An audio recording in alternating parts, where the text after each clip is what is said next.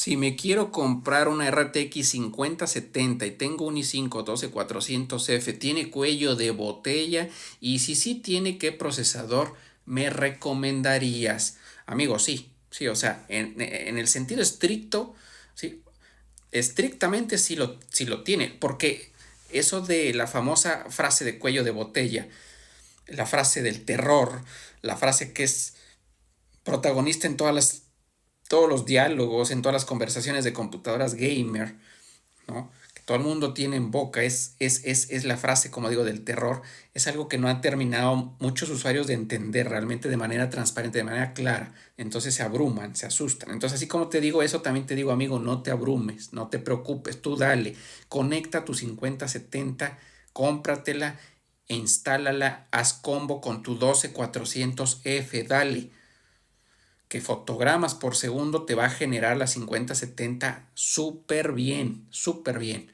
¿sí? Pero yo tampoco te puedo dar respuestas cortas aquí. Para respuestas cortas aquí, pues hay mucha gente que puede opinar, etcétera. No te puedo decir, no, amigo, no te da. O sí, amigo, sí te da. O sea, hay que entenderlo. ¿Qué es cuello de botella? Es cuello de botella se refiere, por decirlo así, así se le tituló a esa frase o se puso esa frase, porque es cuando un componente provoca una limitante de rendimiento a otro componente. En este caso, el procesador, la CPU x86, ¿sí? Provoca una limitante a GPU, a una GPU, a un procesador gráfico. Y entonces siempre va a suceder, porque las CPUs no tienen la potencia bruta como lo tienen las GPUs. Están lejos, muy lejos de ponerse al tú por tú, de igualarse. Entonces, por ejemplo, en este caso un programa o un videojuego, pues ocupa ambos motores, ocupa la CPU y ocupa la GPU para hacer determinados procesos, para presentarnos en escena, para presentarnos en pantalla el videojuego como tal. Ocupa a los dos, ¿sí? Uno no tiene que ver con el otro, vamos, uno, porque luego dicen, este procesador no mueve muy bien a esta tarjeta gráfica. Eso no existe, o sea, el procesador no está moviendo, no va a mover a la tarjeta gráfica, no le va a hacer, no. O sea, entre ellos no se necesitan. Cada uno hace su trabajo para al final entregar un proceso. En este caso, el programa, insisto, en este caso un videojuego, es quien ocupa los dos motores, los dos procesadores, el gráfico y el central, la CPU y la GPU, para que podamos ver el videojuego. Pero entonces son las GPUs las que siempre tienen que esperar a que los procesadores terminen su parte del trabajo, ¿sí? Son las GPUs las que siempre tienen que esperar a que los CPUs hagan o aporten su parte del trabajo, porque siempre están muy por encima de ellos. Cuanto más torpe sea un procesador, cuanto menos rendimiento tenga un procesador, la GPU con la que está haciendo un combo o está cohabitando va a tener que esperar más. Y entonces esas esperas arroja una limitante, un recorte de fotogramas, ¿sí? Entonces lo ideal es casi siempre o casi siempre o más bien siempre buscar el procesador más potente que tengamos, el procesador más potente que podamos colocar para que el rendimiento de la GPU con la que vamos a combinar sea el mejor que se pueda. Ajá. Pero siempre va a haber, siempre va a haber, siempre va a haber.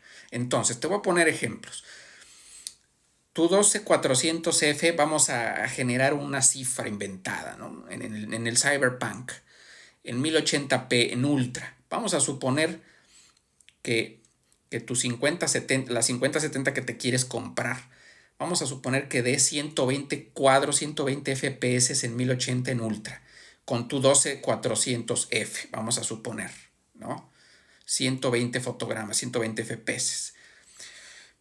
Si le colocas un Core i7 14700K, por ejemplo, un Core i7 14700K, pues en lugar a lo mejor de 120 cuadros, ya esa 5070 te va a arrojar 100, calculo yo, unos 145 cuadros.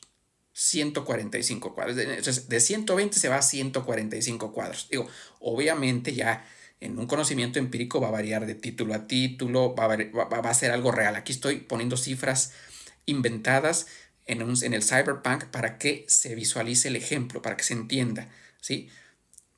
Sepa en estos momentos cuánto te dé tu 12400F y 5070 en el Cyberpunk en 1080 puntos, en Ultra, cuántos fotogramas, no lo sé. Sí, eso, pero usamos una frase inventada. Pero entonces con tu 12400F, vamos a suponer que te arroje 120.